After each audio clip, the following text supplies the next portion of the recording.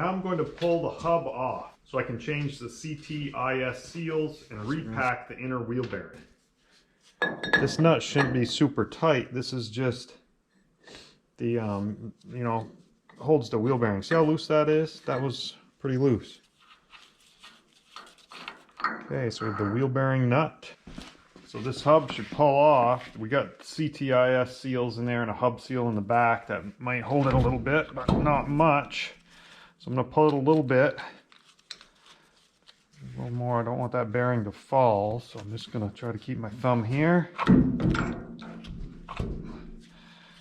Get that bearing, the outer bearing, which is in the oil bath. I'm going to put this air hose, this air line on the top so I can hang onto that like a handle. And carefully pull that hub off. Sometimes the hub seal stays on the spindle. So let's take that bearing off. Inner bearing, we'll clean that up and repack it. So the only piece left right here is this hub seal, which I'm gonna pull out. This is the 2-piece seal. Gotta get behind it with something. Actually, these upholstery tools look like they're gonna do the trick.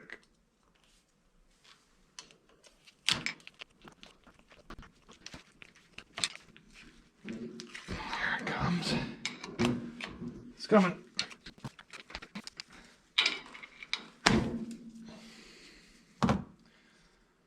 Okay, the hub seal. In this case, it stayed in the hub. I'm just going to use my slide hammer.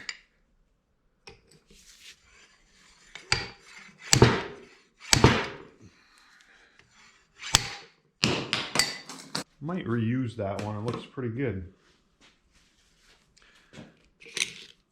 And there is the wheel bearing that we're going to repack.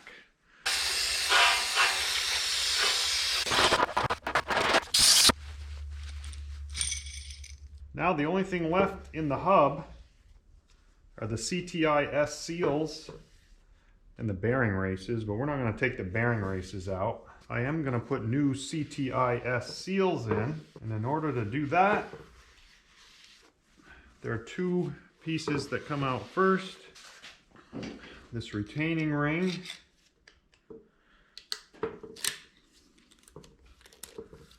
comes out fairly easily. And this, they call it a seal. And this piece, well, some people say it gets brittle and breaks because it's plastic. I haven't had any of mine break yet. I did buy some spares just in case. Again, I'll use the slide hammer.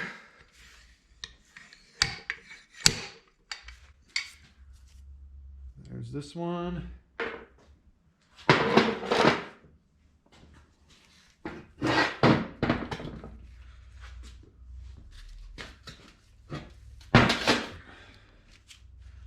Same thing on this side.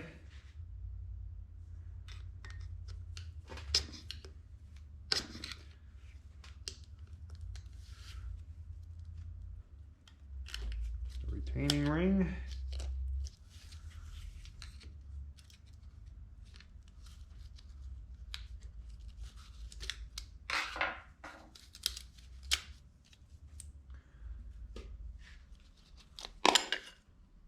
CTIS seal. Boy, that looks nasty. This is the side with the oil in it. What is this nastiness in there? It's almost like silicone sealant. Weird. Who knows how that got in there? Out with the old. Now we're going to clean all these surfaces up.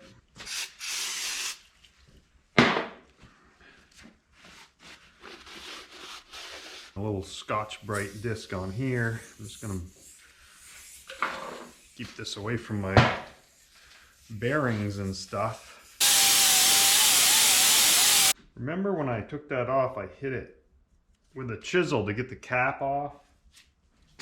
It deformed it just on the edge there a little bit. Just going to file that down so it's nice and smooth.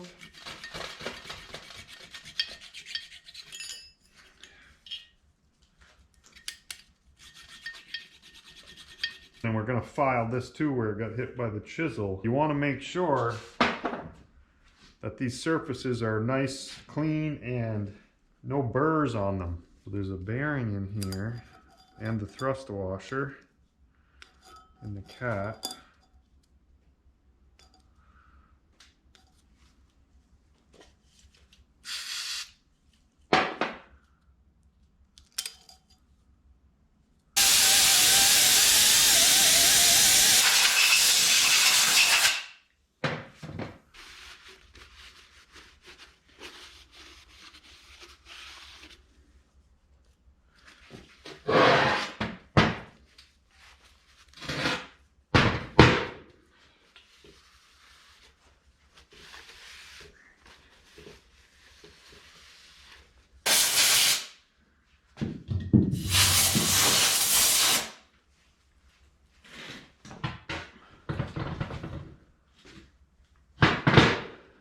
We have the hub all cleaned up. We're going to put in a new CTIS seal. Just going to get a little oil on that.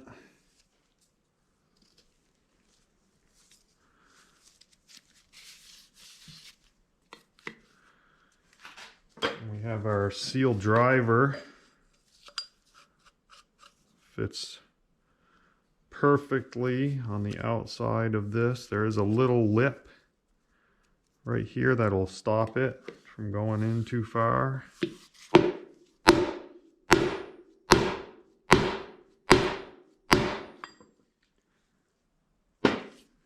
And one of the seals that goes over that. Now this also fits really nicely on the driver, so we're gonna just to make sure that's down in there, I'm just gonna tap that. Bit of visual inspection. It looks like it's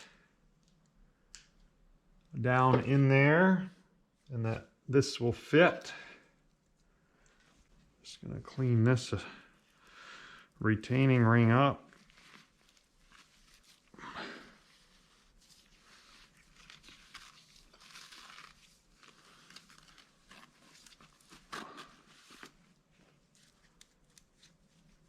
We're just gonna start one end of it.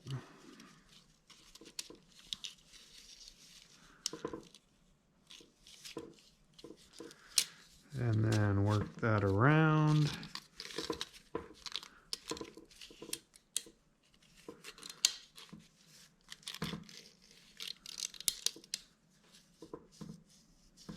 And it didn't snap in. I'm just gonna give that a little tap with the seal driver. Yep, you can see that it went out into the groove. Let's turn it over and do the outer. Get the new outer CTIS seal in there. Drop that in.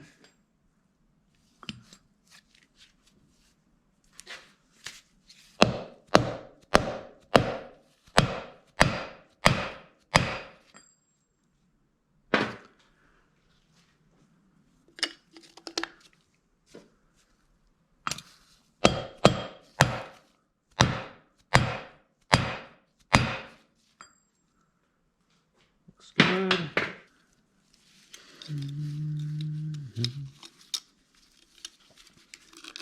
So all of this CTIS seals and the bearings are all the same front and back.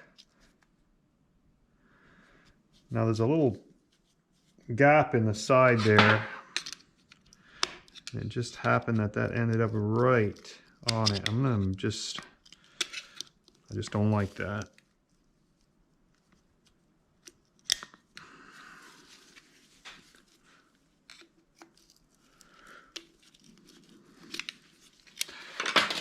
So I'm gonna turn it. I'm gonna turn it a little bit this way.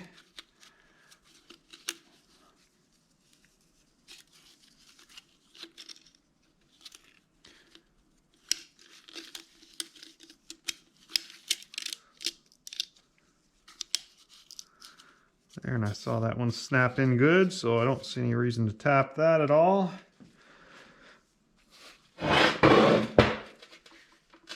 Turn this back over.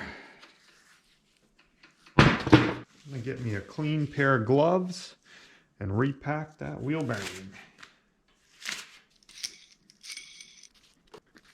And we just pack that grease in everywhere. Both sides, surface, both edges. We're gonna try to pack it down in.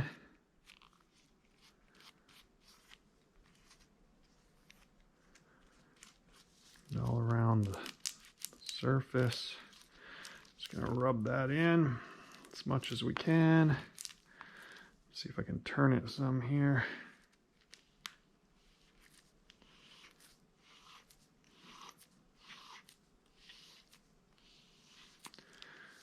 Try to pack some more in there. All right, I'm gonna put a little bit of grease around those CTIS seals on the inside. It doesn't look like pulling it out with the slide hammer did any damage to it. But it's supposed to turn, yeah. The inside turns on the outside, so it doesn't turn on the spindle and it doesn't turn in the hub. It turns in itself. So I'm gonna, this looks in good shape. I'm gonna put this one back in. And I'm sure you could just tap around it with a hammer, but I have this nice seal driver, so I'm gonna use it.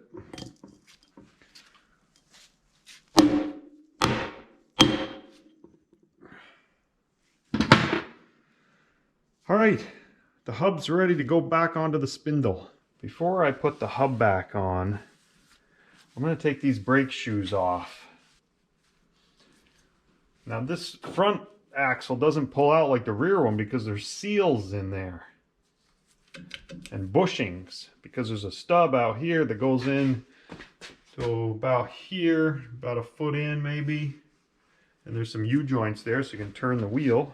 So what I want to do is if I can just get the shoe out of this clip, it'll come off from there. It's a pretty tough spring. There.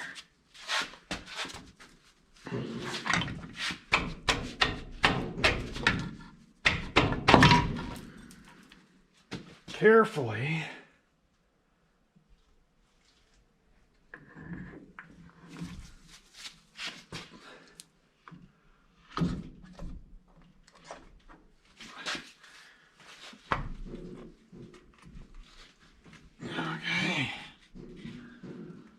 Seems like it's on all the way.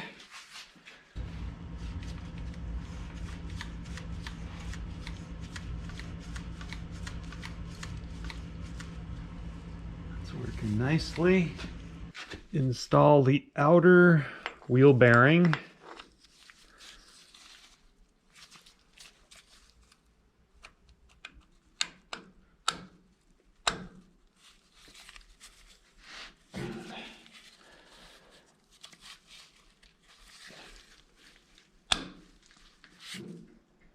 If you can get it started straight, you can slide it right on, but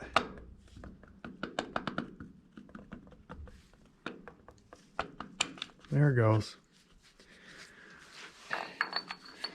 Install the wheel bearing nut.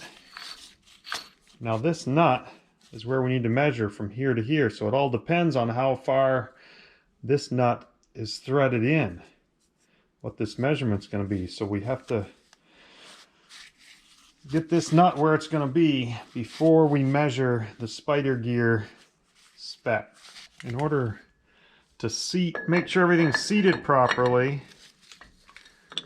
we're going to torque that down to 50 foot-pounds. My socket's not on there straight. 50 foot-pounds. That's 50 right there. Everything seems pretty good. 50. back it off a quarter of a turn, and we're going to retorque it. And I'm going to go to 18 foot-pounds.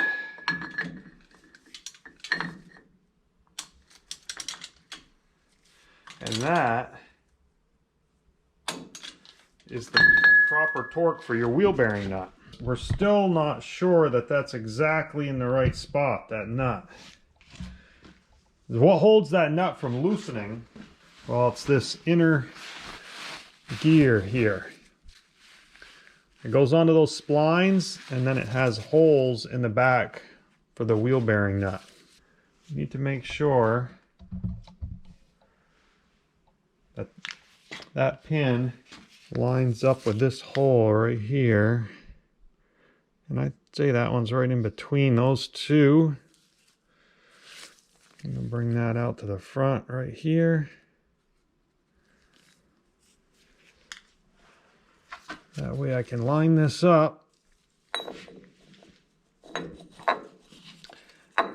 Now it doesn't quite fit on there. I'm going to see, I'm going to turn it one spline just to see. Yeah, spline is quite a bit of movement.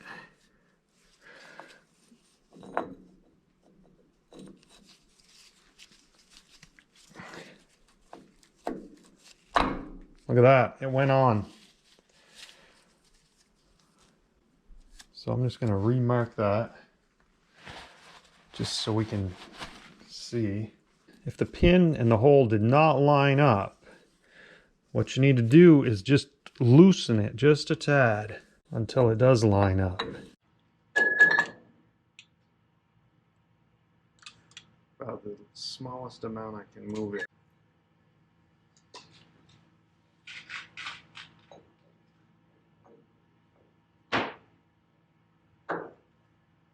Huh. Oh, it's starting to go onto those pins. I can feel it. There it goes. Now the wheel bearing nut is exactly where it's going to be. It's not going to move again, and we can measure from here to here and see what our measurement is. Okay, this time I'm going to try something a little different. I'm just going to use a straight edge. In this case, I have this aluminum ruler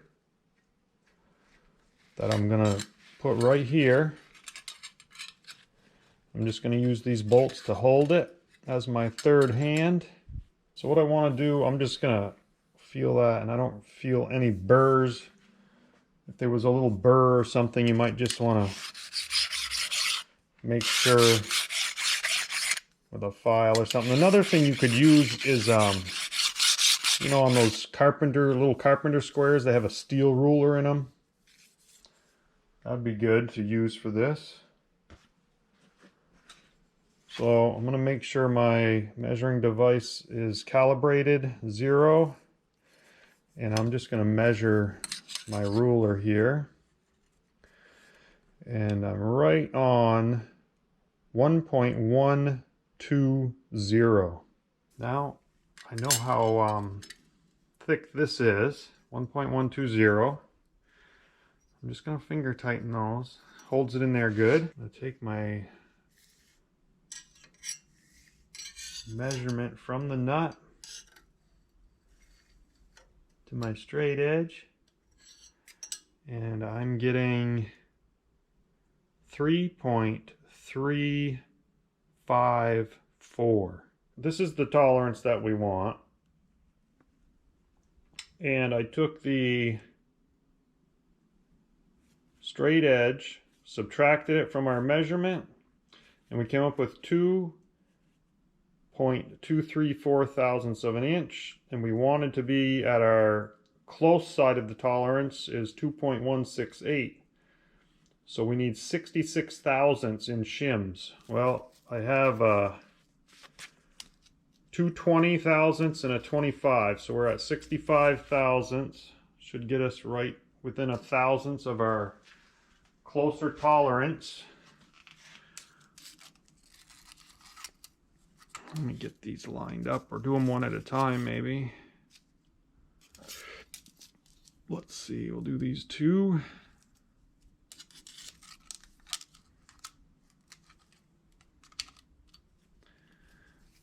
this one. And we'll take another measurement.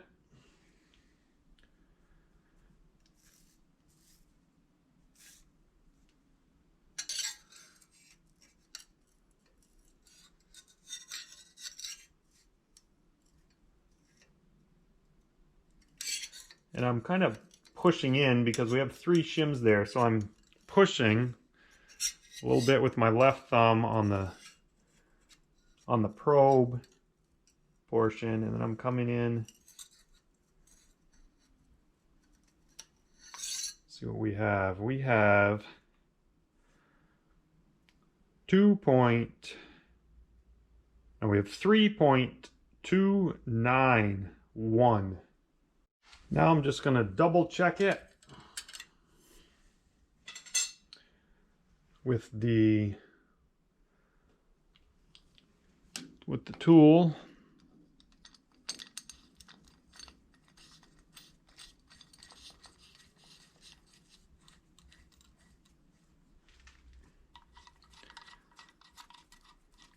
And see if we come up any different. Okay, I'm going to go right close to that screw. Come in. And I'm getting 2.902. 2.902. So here we have our 2 scenarios. This one was with the straight edge ruler. Our total measurement was 3.291 thousandths of an inch. We subtracted the ruler width and we came up with 2.171. Then we put the tool on there just to double check it. The Trail Tech tool, our total measurement came to 2.902 minus the tool at 0.731, and we got the exact same measurement. So you can just use a straight edge, a ruler, steel, aluminum. Works just as good. Now we can put the gear on. We're all shimmed properly behind it. And we're ready for the spider gear assembly.